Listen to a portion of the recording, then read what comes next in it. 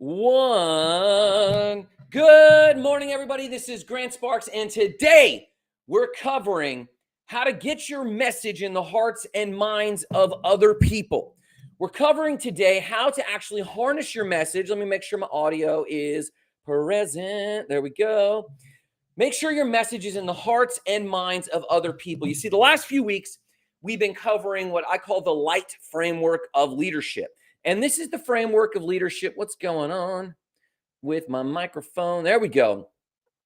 This last week, we've been covering the light leadership framework that I've been sharing, how to get your cult, how to get your movement, how to get your church, how to get your politics moving forward. And we've covered LIGHT. We covered LING, leading yourself first. You got to lead yourself in front of the mirror before the microphone. How to illuminate the challenge, get with your people and start illuminating the challenges they're facing and making sure that you're building empathy and rapport with your potential followers. Then last week, we covered how to gather your crew. We covered how to actually connect with the people who, there we go. We covered with how to connect with the people that you have gathered your core crew, the people that are going to help your message expand. Just like all the leadership of all the religious movements in the past histories have had a core crew. In fact, they've never done it themselves. And if you look at movements of the past, it has never been that the charismatic leader of that movement was the one to actually get that message moving forward. Now, maybe that's evolved a little bit in the social media era, but there's been very few movements that we can even track in the social media era where someone has actually built their voice and their message forward. We might think about influencers like Mr. Beast or Ashton Hall. If you actually look at them, they gained momentum when they gathered their crew. So in terms of the light leadership framework, we covered L, leading yourself first, I, illuminating the challenge, and G, gathering your crew. Today, we're covering H, harnessing the message yourself. Harnessing the message so that it lives in your followers' hearts and minds. So today we're covering how to harness your message. And the number one takeaway, if you have to jump off right now and go somewhere else, I recommend that you make sure that your message has a dose of hope, of transformation, a transformational hope. We know this in sales, that when you sell somebody, that when you sell them, there has to be, what you're selling is transformation, not the product or service. You're selling them who they're going to become, what their business can become. If they're joining your spiritual movement, who they can become following your spiritual movement, whatever that is. So today we're going to be covering my framework for helping people harness your message and getting that message to live inside of other people. In today's episode, 357 of the Grant Sparks Show. Let's cover it. Before we do anything on the Grant Sparks Show, if you have been here for 2 minutes, you know that we start with morning cup of gratitude. What are you grateful for? We've got to shift gears. There are so many people that are trying to steal your light. There's so many people that are trying to put out your spark. And this is your moment right now. If you don't even watch the lesson from today, this is your moment to decide, I'm going to choose gratitude and choose an expanded, an exploded, a sparked heart. You could be going through the worst of the worst, like Viktor Frankl in Man's Search for Meaning, who was caught in a concentration camp. You could be in the middle of Gaza right now and find something to be grateful for. It might not fix the situation, but it might fix your paradigms so that you can begin to work towards and see the opportunities to change your situation. What are you grateful for this morning? Share in the comments. Let me know so that I can hype you. Suntan, Dutch Henderson, whoever you are. Jump on and share what you're grateful for so I can hype you, and you know I'm going to share mine first. I'm grateful today for a new day. I'm grateful for a new opportunity. I'm grateful for intelligence. I'm grateful for that the way I self-medicated through high school was reading and being locked up in the library for detention. I'm grateful for my health and fitness. I'm grateful that we're in the age of social media where we can connect with one another in a meaningful way. I'm grateful that we can impact other people's lives. What are you grateful for today? Find a reason. Grant, I'm feeling under the weather. I'm feeling depressed. I'm dealing with disease. I'm dealing with frustration. I'm dealing with depression. I'm dealing with the loss of faith. There's a lot of people deconstructing their faith today. And as people deconstruct their faith, the biggest challenge is not just dealing with the bitterness and anger of being kind of manipulated for all that time. The greatest challenge is that you have no sense of up. no sense of purpose, no sense of direction. Take a moment right now. Take this very moment. Osman, I hope you're doing fantastic. Take this moment right now and determine what you are grateful for and drop it in the comments. Let me know what you're grateful for so we can hype that, because that begins to unlock your heart. It begins to lighten your load. It begins to lighten your mood. You begin to see more opportunity, and then you can be grateful for seeing the opportunity, and it becomes this upward snowball. We all know how to snowball into something negative. What we very rarely spend time on is learning how to snowball upward. We know how to snowball into depression and negativity. We very rarely know how to snowball into optimism and opportunity and manifestation and attraction. We do this, and it starts with gratitude. Mention your gratitude in the comments below before we get started. Lastly, I'm grateful for the builders, the gritty builders, the resilient ones who show up week after week with a half-finished landing page. They're half the sleep they need, but they have full-on belief in their mission. They've done the work. I've heard it said that you don't just need working time on your business, you need thinking time. For those who insist on the thinking time in the 5 minutes between their cars, oh man, grateful for my inner go. Grateful for my inner go. I don't know what that means, Netza. But Netza just posted over here on Facebook, I'm grateful for my inner go. And I just think that means is get up and go. I don't know. Let me know what you mean there, Netza, but I'm down with it. Real quick, in other news, and it's related to today, and it's a piece of research based on making sure there's a dose in your message, that your message has an element of hope for transformation. This is why Obama's campaign message worked so well at the time, because it was change we can believe in. And then another one was hope for a better tomorrow. And you look at these campaign slogans and they're fantastic. But I got this article. It's basically this: hope is one of the most contagious elements. Think about this. This is why we talk about gratitude, because gratitude is hopefulness looking backwards. Hope is hopefulness looking forward. Gratitude says, I'm going to, Netza says it's his inner motivation. I'm grateful for my inner go, my inner motivation. When you look at gratitude, that's looking backwards and thinking, I see signs of hope. Hopefulness is looking forward and choosing to see signs of hopefulness going forward. Hope is contagious because it is ultimately what everyone is craving. Do you have an angsty teen? Are they angry at you 24/7 for some unknown reason? Well, they're dealing with a lot of challenges, nihilism, they hate school, they're a teen, they don't have money, they want more out of life, but they don't know how to get it. It's changed. Their desires are changing from being a preteen to just going to mommy and daddy, but now they want more that maybe mommy and daddy can't deliver, and now they're just mad at the world. What they're looking for is hope. What they're looking for is hope in the form of education, in the form of encouragement. Do you have a partner or a boyfriend or a girlfriend who's frustrated? Do you have a business partner who's not performing the way they should? Every single person on both sides of that equation are looking for hope. Everyone is looking for hope. Hope is contagious. And here's the article. I'm going to drop it in the comments. It's from Psychology magazine called Frontiers in. Boom, I'm going to drop the link right here. And it was a study on kids ages 14 to 17. And even a 2-hour session where they wrote down their hopes and dreams. They reported a magnificent orders of magnitude change in their hopefulness. Too often when someone gets hopeless around you, it sounds like they're being nasty, they're nagging, they're frustrated. Our tendency today is just to reject them, to beat them like a puppy that peed on the carpet, to get out of here. I'm just done with you. I'm frustrated. You're an asshole. Whatever it is your reaction is. You are shutting down their ability to hope because you are their last hope.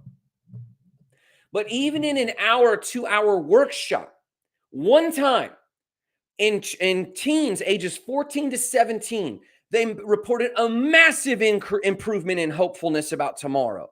What could happen if you had a 1-hour check-in each week with your kids where you went over their goals? You went over the good and bad consequences. And if this works in teens, How much more would it work in the average person that you're trying to recruit into your movement? I've dropped the link for those in TikTok. Actually, I think I can drop the link in TikTok too. Let's drop that there. Boom. There's the link. There you go. If you want to review the article, it's right there in TikTok and in all the other streaming platforms here. It's an article backed by science that you don't need a therapy license or degree to help people feel more hopefulness and to dig their way out of depression. You just need to spend time together, 30 minutes to 2 hours, once a week, and go over your goals. When are you going to take action on this? We know this. I know you're tired. I know you're worn out. I know you're exhausted. Hey, Brandy, good to see you this morning. I know you're exhausted from leading, but that doesn't mean you can stop leading. I know that you're tired. That doesn't mean you can start acting out of an emotional reaction to the people that you're in charge of leading. We have to harness a message that sticks in the hearts of the people following us, and we have to douse it with a dose of hope and hopefulness. That is our job as leaders. If you cannot do that, step out of the leadership role and hand the baton to somebody else. If you don't want to, take a nap, eat something, drink some water, because typically that's all you need. That's why you're at your limit. But if even after that you come out and say, I'm not going to speak life into other people, even though I want to knock them around, you're not a leader. You have the ability to. I believe everyone has the ability to lead. You have the ability to lead because you have the ability to not give in to your emotional reactions to people, but to say the thing that needs to be said. And that is we have hope for a better tomorrow. Yes, how people are treating one another sucks. Yes, how you're treating me sucks. But I still believe that we have hope of a better tomorrow because we can choose at any moment a better way. Do you realize you have the ability at any moment to choose to be a better human? This is not deep healing. We might need to go through that just to get the psychological leverage, but you could take a shortcut. And it's just choosing greatness. It's choosing our words with kindness. It's letting someone's bullshit just roll over you and you just pausing and still saying the right thing, choosing your thoughts and your words. You can do this at any moment. And why we don't, this is what they call the strangest secret. The strangest secret is that it's any secret at all that you can massively improve your world, your results, and outcomes for yourself and those around you by choosing to at any moment. That thoughts become things. This study showed that in a single session, you can positively impact the hope in a young person. From ages 14 to 17, I dropped the link in the comments there. Chan, thanks for stopping by in the comments. I dropped the link to this article. And my point with that is we can change in under 2 hours the hopefulness in the bubble around us. So many of you are operating in a pure exhaustion because you have been a light to the world, but it has drained you dry, we think. But in a single 30-minute session, you can change that. I highly recommend it. Here's the notes. Here's the TLDR on this. Hope doesn't need a license or therapy or deep healing. It just needs leaders willing to light the way and put up and sidestep anyone's negativity. You don't have to fight someone's negativity. You can just sidestep it. Hey, you're a jerk. You're an asshole. Man, that's really wild. Are you okay? What's going on in you? You know, there's a better way to live. Well, you're an asshole. You cut me off or you did this. Man, I'm so sorry you feel that way. Do you know there's a better way to live? Do you know there's a better way for you to get better results in the world? Let me help you with it. Well, I can't stand this, that, and the other, and I don't like your face. That's great. How can I improve for you? Did you know there's a better way to live? Do you know this was the core of Christianity? I hate you. No problem. Do you need this meal? I can't stand where you're from. No problem. Can I help you with your homework? Can I help you with your business? Can I help you with your job? Do you know this is where most of the faith constructs began? sidestepping the negativity of the world and accessing a higher resource to be positive in the world. If your faith causes you to stand opposed to anyone, it's not a real faith. I say that boldly. And I will prove me wrong. Let's fight about it. Let's go. I will stand on the street corner and tell you, if your faith tells you to vote a certain way against someone, impose some limitations on someone else, it's not a faith. It's a political movement. You're allowed to have that, but just don't call it faith. Not a pure faith. No way. No how. I'm a Christian. I don't like this guy. Don't matter. It's not Christian. You can call it Christian, but it's actually politics. The reason I call that out, the only reason that this matters is that we are often focused on the wrong thing and stealing hope from other people. We call it leadership, and leadership is this authoritarian thing where we make people fit into our square box. That's not leadership. Leadership sets people free to their highest self. Well, Grant, that's hard. You bet it is. It's simple, but difficult. It's not complex. It's very difficult to do. I say you could just sidestep your negative reaction to people. Yes, that's very simple. I recognize it's not easy. I recognize it's hard to sidestep your negative emotions on people, but it's simple. You can get immediate results. No therapy, no deep healing, no ayahuasca journey. All those things are good. And if you need those things, go for them. But I'm here to tell you to be the voice in your life that you could just decide to sidestep the negativity people are dishing you and to simply engage them with where they're at and tell them, hey, there's a better way. How can I help you? Yes, we could do deep healing. Yes, we could do ayahuasca. Yes, we could journal our feelings. We could do past regression therapy, cognitive behavioral therapy, or we could just choose to be better. Either one. You can take the long road or the short road. That's up to you. So that's the point of me dropping this article on you, is that it's actually quite simple how we can help people, but sometimes we need frameworks.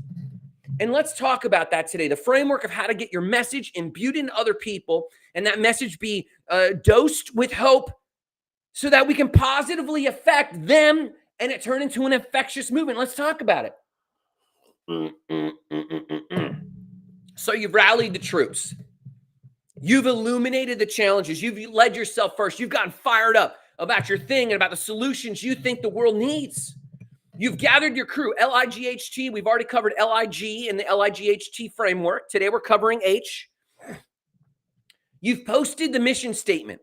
In fact, in last week's lesson, we gathered your core crew and we extracted from them the challenges. You've presented to them and they've helped refine it. You've delegated it to them and they've been putting it out there and starting. But it's not taking for some reason. This is the moment most movements die. This is the moment most initiatives in small businesses or any businesses fail. This is the moment if a leader has gone this far to do the previous LIG steps, leading themselves, illuminating challenges, doing masterminds and connecting with their potential audience, gathering their core crew, rallying them. It's this moment that they die because they put out the message immediately and then they realize they got 12.5 different voices saying 12.5 different things. And yes, they're all talking about the same problem and they think they're providing solutions, but it's chaotic. It's disorganized. The message just isn't caching. Few, if any, people are actually sharing the message beyond the people you've asked. You've asked your core crew, and as your core crews talk to people, few others are actually picking up the baton. Your team believes in the vision, but they're all saying it 10 different ways, and none of it is sticking. This is where most leadership fails because it's like, oh man, no one's buying into this thing. Nope, you just haven't finished the leadership process, which is a continuous thing. And what's worse is this.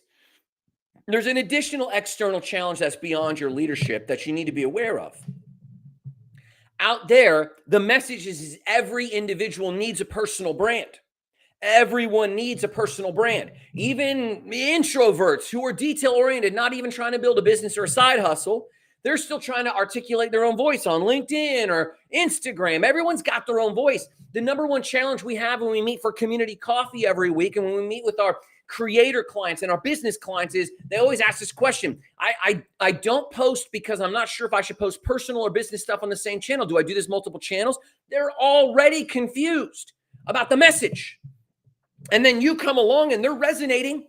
They have this message. They see the challenges. You've illuminated the challenges. You've gathered the crew. You've said, this is what we need to do to start our movement, to start our political movement, our faith movement, to get our nonprofit going, to get our business to the next level, to build wealth or to build hustle, whatever it is, whatever the movement is, to build our cults. Let's go. They're already confused with their messaging and their channels. And so today, you're dealing with these two problems that you've tried and it hasn't stuck. And also, as your team goes out there, they're faced with this dilemma. And if it's complicated at all, they'll do nothing. And that's what tends to happen. They tend to do nothing because they're already confused about what to say and where. I encounter this in my own business weekly. I have team members that come to me and go, well, I'm not sure if I'm pitching this brand or this brand. I'm like, dang. And it makes sense to me, but I got to simmer this thing down even further. If people can't say your mission in one voice, then what happens to your impact? It gets lost in the algorithm. And people say, even though you feel like you've been consistent, people say, I don't know what those guys do. I don't know what those guys stand for. So today we're going to fix that. We're going to deploy the HOPE framework, HOPE. And it's going to be a strategy to harness your message and to tighten it up, not just in your head or on a poster on the wall, but in the hearts and minds and the mouth and fingertips as people message it of your following. But let me be clear about this. Your message isn't about your voice. Your message is about your crew becoming a choir, not a collection of solo acts. Too many team members are just these solo acts. And this is why often your core crew may or may not be the ones carrying your message forward. Your core crew from step 3, those are your mastermind. Sometimes they become your following, but many times they do not. I once had a friend. I told the story yesterday. I was building up my coaching business in the late 2000s. It was about 2007, 2008, 2009. And I wasn't getting anywhere. My friends weren't buying my coaching services. And I finally reached out to one of them. I said, hey, why aren't you doing business with me? I finally just got pushed over the edge and I just kind of got forward. And he clapped back and said, Grant, I'm not your client. I'm your mastermind. I'm your friend. You're barking up the wrong tree. We read the same books. You don't need to coach me, buddy. You're too chicken to talk to new people, so you're talking to the same old people. Super convicting. I was too scared to actually pitch new people on my message because I had the safety of this crew who helped me shape the message. And so then I regurgitated back to them and she said, why aren't you buying? Your crew is not always your following. They could be, but more often than not, your core crew is the mastermind. They came up with you. They read with you. Everyone's trying to create their own thing. But your following for your movement are often people who are a few steps behind you. They're lost. They haven't read the same books. They haven't had the same framework. They didn't come up with you. You are leading them into a new place. I don't need to lead the place that my buddy's already been. He doesn't need a leader. But the people that are sharing the challenge that you're sharing, that you're leading, you need to have been a few steps ahead. You don't have to be all the way to the completion. You just have to be a few steps ahead. So last time you gathered this crew, you refined the message. Now it's time to say, hey, I want you to help me carry this message forward with me. So today, let's cover that. Here is the HOPE framework. A quick HOPE. H, harmonize the vision. Align in one sentence something that everyone can repeat without notes, without thinking, and with full conviction. You got to also vet this, that it might resonate with you, but if it doesn't resonate with your following, you're going to be dead in the water. So this works because confused teams kill movements. Confused messaging kills movements. Everyone in the group can feel the same way. In fact, right now, in America, everyone is feeling the class war. Everyone is feeling it. But there's no leadership around it. People are afraid whether they voted one way or the other in the last few elections. Maybe they're thinking about voting the other, but there's no messaging coming out of that group. There's no leadership. But everyone's feeling the same way. Doesn't matter if you're Democrat or Republican. Everyone is feeling the same way. They're feeling oppressed. They're feeling pushed to the side. They're feeling deceived. And it's like, well, that was Biden. That was Trump. Just It's a Mad Lib. Reinsert anyone else's face over that. But everyone at the bottom rung, the average person, doesn't matter if they're red or blue or purple or yellow, does not matter. They're political. They feel the same way. But the leadership over them has found the trigger words to get them to follow them this way or that. They're getting you pitted against someone else. This kills movements, to not have the right messaging. The leaders that have followers have just found the right messaging with the right conviction. You need to land on a harmonized message with conviction. Clarity kills confusion. Hear that again. Clarity kills confusion. So here's your action I want you to take. Host a mission sprint, 10 to 30 minutes. Gather your team and include other non-core crew members who might be able to carry the message forward. Ask them this question. What do we believe we're here to change? Now, you covered this a lot already in last week's lesson, gather your crew, but you want to ask again in the we believe format. What do we believe we're here to change? And it sounds something like this. Here's a formula. We believe X, shared value or principle, so that transformation or outcome can occur. And it sounds like this. Here's an example. We believe small businesses can spark massive impact when they own their voice. Or we believe truth still matters, even in a world addicted to algorithms or AI. Or we believe people deserve hope, not just hustle. These phrases share what we believe and the transformation. So what we're transforming to and where we're starting from.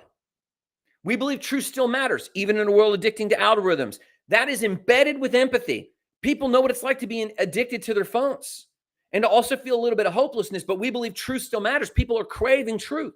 The same with small businesses. We believe small businesses can spark massive impact. A lot of small businesses don't really own their mission statement. They think, I'm just a plumber. I'm just a landscaper. I don't have a mission. It's obvious what I do. No, you're just commodified.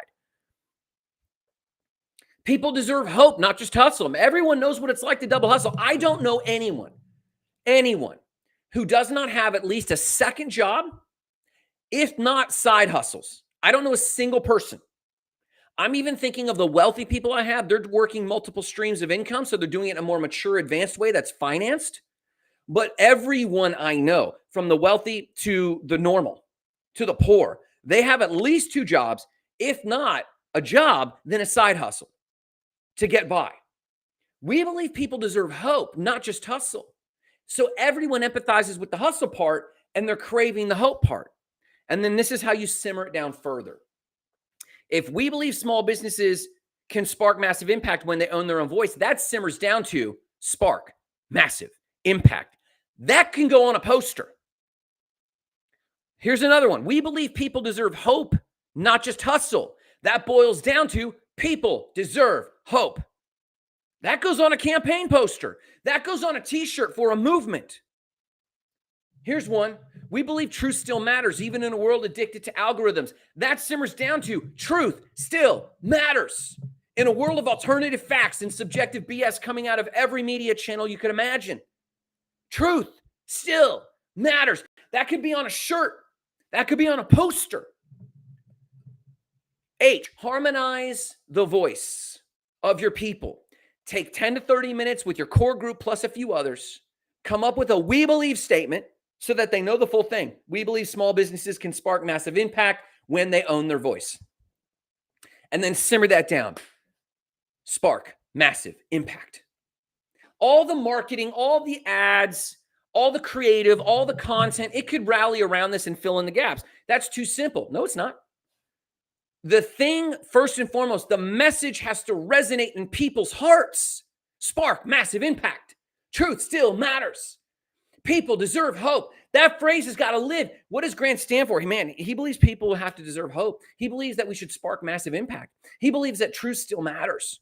These are memorable. You will work on the ad copy later. You will work on the niche later. You have got to know the phrase that makes people's heart resonate with yours.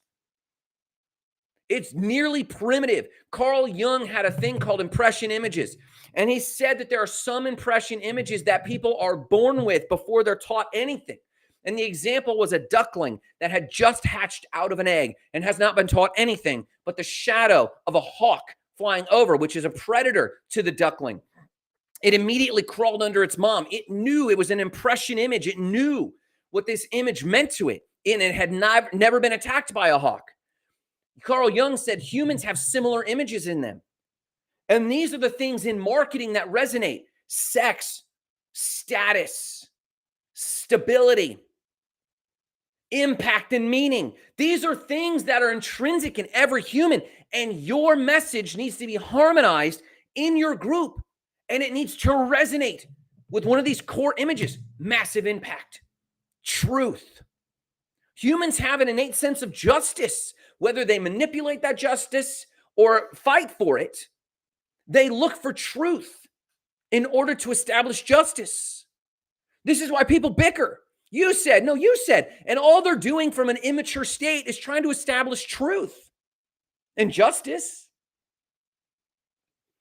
As a marketer, as a business person, or as a cult leader, as a movement leader, you need to understand and have an intrinsic knowledge of primitive imagery. This is why emojis actually work so well in people. What's the primitive imagery inside of you?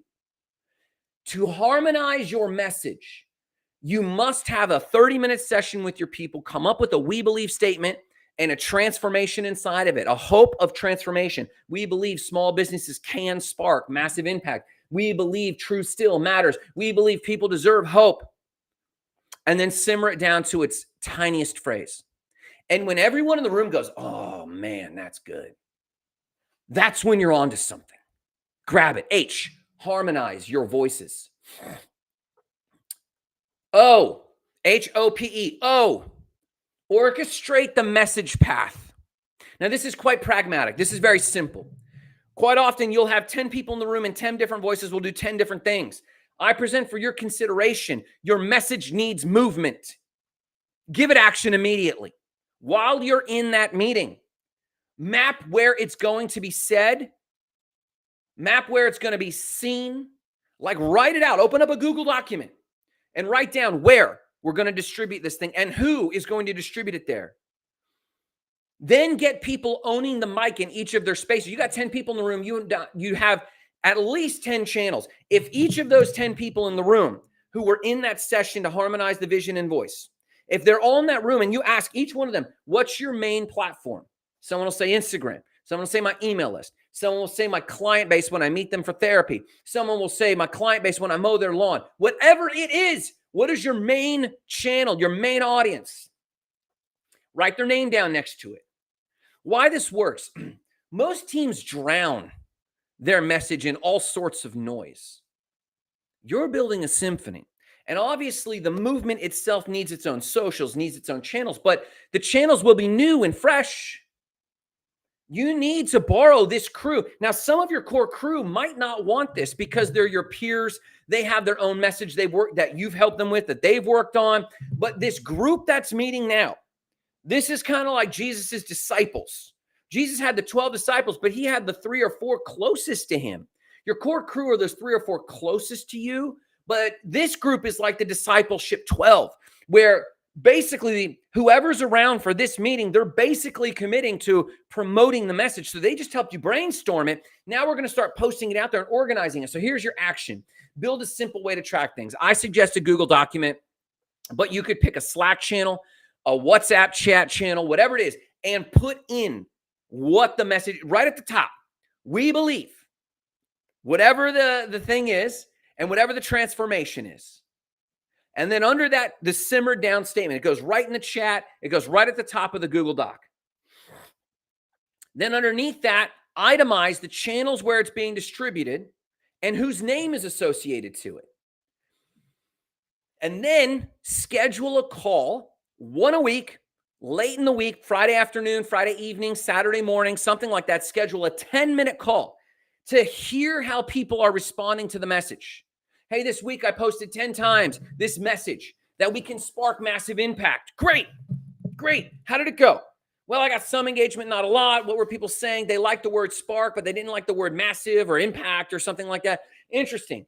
And have a call to action, a space for others to join. Join us in our Facebook group or comment on our page, our business profile page, or join us for community coffee every Tuesday morning at 8 a.m. at Mitchell's. Have a rally point for the average person.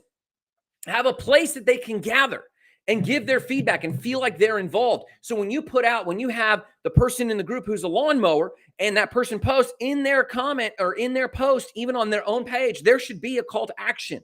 Vote on this poll here. Get involved in the Facebook group here. Join our Discord there. Join us in person at this one church. Join us at this political headquarters, whatever it is.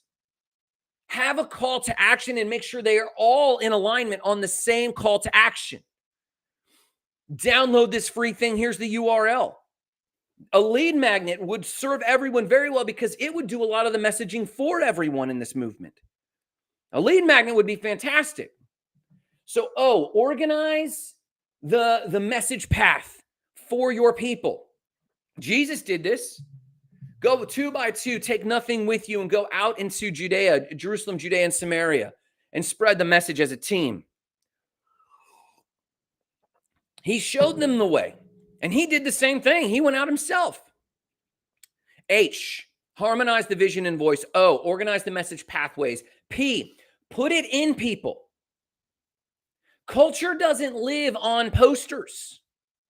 Those 90s posters, those inspirational posters, culture doesn't live in that. It lives inside of people. Make your message personal, conversational, humane. It cannot be duplicated by AI. This works because humans trust humans, not hype. Everyone's bullshit meter is maxed out. We cannot take more hype. Hey, in 30 seconds or less, I'll help you get 7 figures. We're so over this. We're so over watches and cars and hot women and Instagram destinations. We want them, obviously, and they're not bad things, but we are worn out as a marketing mechanism on all that. They want human. IRL is on the rise. Run clubs, coffee raves. IRL is on the rise. People are leaving their Discords and their Facebook groups in droves because they're joining movements. IRL, they want to be involved in a humane way. To put your message in people, you first and foremost have to engage those people. So here's how you do it. This is the action you should take. Book a messaging reinforcement call with your people. We already said we're scheduling this on Fridays, but I'm talking about booking one-on-ones with any of these core people. We talked about your core crew last week, and I just went over the broader group, this group of like 5 to 10 people that are, quote unquote, kind of like Jesus's disciples. They're not necessarily your peers. This is more a mix of some of your peers and some of your followers. And you schedule one-on-ones with them. Yes, you have the stand-up call on Friday where you follow up with them either in person or on Zoom or Google Meet, and you go over the feedback. Hey, we got our phrase and our message out there. That's fantastic. But how did people respond? But now you're doing a one-on-one. These are your culture carriers. These are the people carrying your culture forward. These are the people who are carrying the message into the farthest neither regions of their worlds. They're going, go ye into all the world. This is those people. Hey, Zulin, thank you so much for the hearts. I really appreciate it. You're awesome. So when you book these one-on-one calls to get your leadership message going, you're going to actually arm them with a 30-second manifesto. You're going to demonstrate to them, just like I'm telling you, if this is a nonprofit movement, if this is the cult you always wanted to build, I don't know, the church, the political movement, it doesn't matter. You're going to do the group stuff, and then you're going to do the one-on-one. And you're going to take them aside, and you're going to demonstrate for them what the 30-second manifesto is. It will start with the we believe statement that I covered just a moment ago. We believe truth still matters, even in a world of AI and algorithms. We believe small businesses can spark a massive impact when they own their voice, whatever the example was that I gave you. You're going to go start with your 30-second message manifesto one-on-one. You're going to give them 3 mini stories or examples, or ask them questions so that they give you examples. So you want them to start owning the message. So if they're saying, hey, I'm involved, how can I be involved? Book a one-on-one and give them the message. Hey, when have you seen a small business own its voice and then its impact improve? Let them tell you the story. And then now they've owned and found and discovered, they're taking ownership of the story, the message. And then give them one killer reply to skeptics. Because as they get out there, everyone's programmed to say no. So they're not doing an ask. They're just talking about the message. Hey, truth still matters, or small businesses can make a massive impact, or whatever the examples were that I gave a moment ago. There's always going to be a naysayer. I don't know about that. It's too difficult to make an impact. I've been running business for 30 years and it's too difficult. Okay. Arm your people in the one-on-one with a killer reply for skeptics. Chances are you're a leader because you're a wordsmith to a point. Even if you are an introvert, somehow you have a grasp of emotional intelligence and verbal intelligence, and you probably have worked up some of the clapbacks or the objections, and you've learned to overcome these objections. Arm your people with how to overcome objections. Even if something like truth still matters. Yeah, all the media outlets lie. What's your response to that? How are you going to practice that and rehearse that with them in a one-on-one? And then ask them this last thing. How will you share this to your audience, or how will you share this in your content or your audience this week? How will you share this? And if they struggle, circle back to their storytelling. Keep going with the storytelling and try to evoke it, because they will not share it in their content to their audience until they can tell the story. Hear that again. Your movement and message will not get off the ground because your followers will not share it until they own the story. So for P, put your message in people. All it is you facilitating them telling you how that message applies. Igniting lives of explosive significance is my message.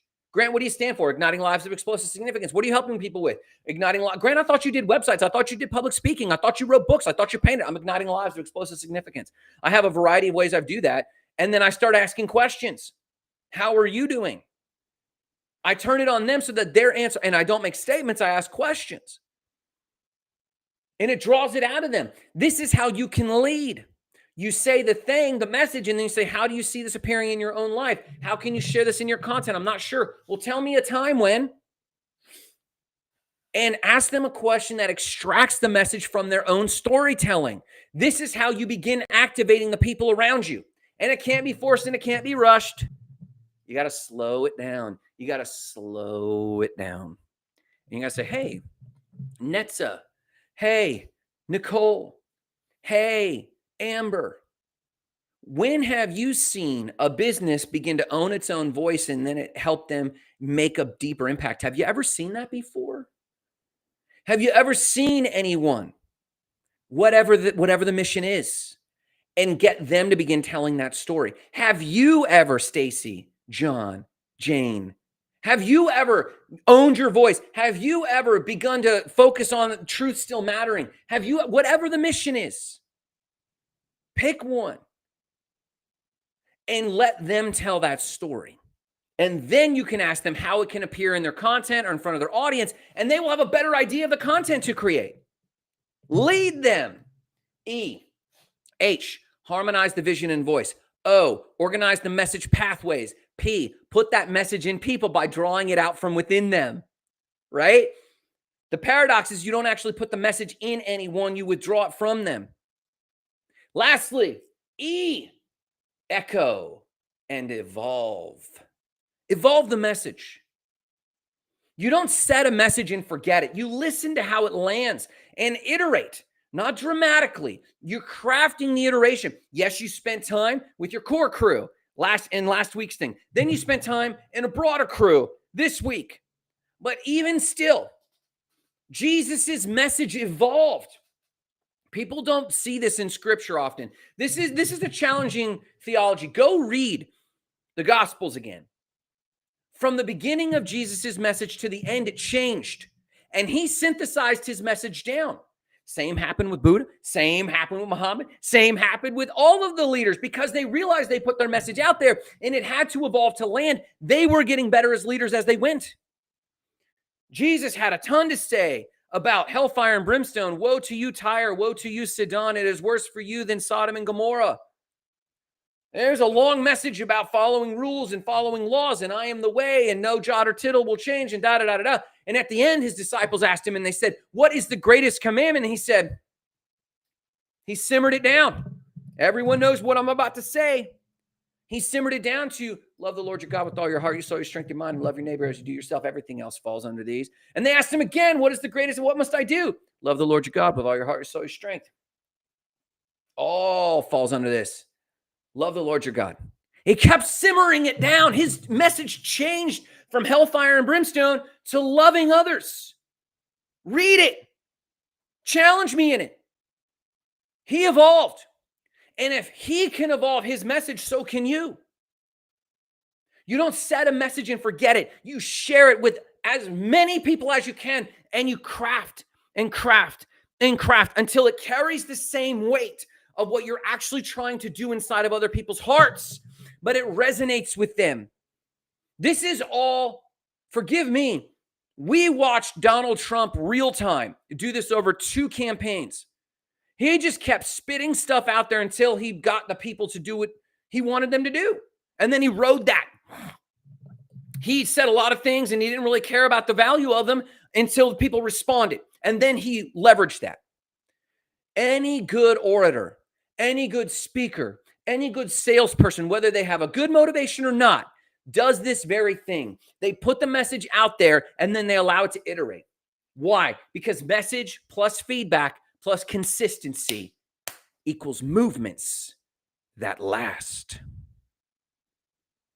Message plus feedback and evolving plus consistency equals movements that last. If Jesus's message could evolve, and I present for your consideration to go check it out, check me on this. If that message can evolve, and I don't mean the meaning and intent, I mean how it was presented to the public, evolved, so can you. Here's how. Track 3 signals. As you put the message out there, we have more ways to track the signals of what's landing and what's not today than ever before. Number 1, just track how often your message is repeated. And this is beyond your core group here. If you have 10 or 12 people that are putting your message out there, just try to keep a track. You can put trackers, you can put a hashtag, you can search for it once a week. See how long, and did it go beyond? Did it go beyond the initial share? Whether people start saying it in their own comments, whether it went, like, for example, if we have a phrase, spark massive impact, and I put that out there, I can search any social channel, Facebook, Instagram, Threads. I can search for that phrase, and then you can see, did my core group say it? Yeah, a few of my core group said it. Did people who were not my core group begin saying it in this last week? You can track that.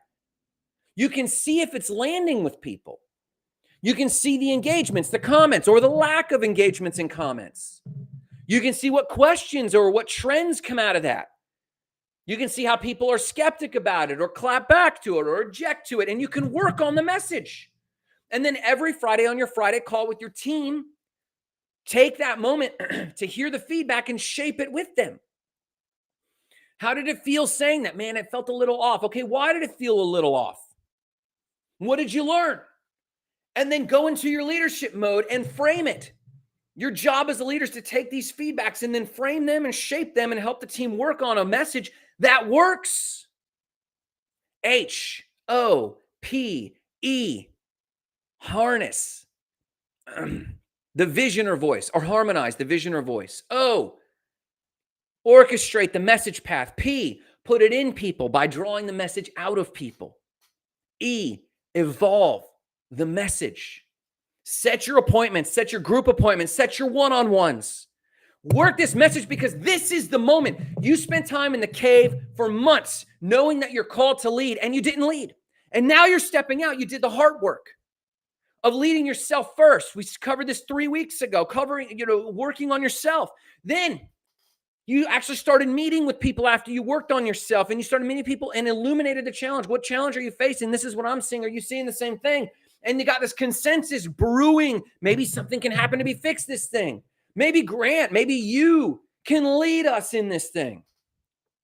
The third week we covered how to gather your crew and actually shape this thing further and get them to go, oh man, I really think that we have a solution here. And then you delegate some things just to see if they're going to roll with you. And today we're covering harnessing that message so that it gets movement. The word harness, to hook up onto something and get it moving.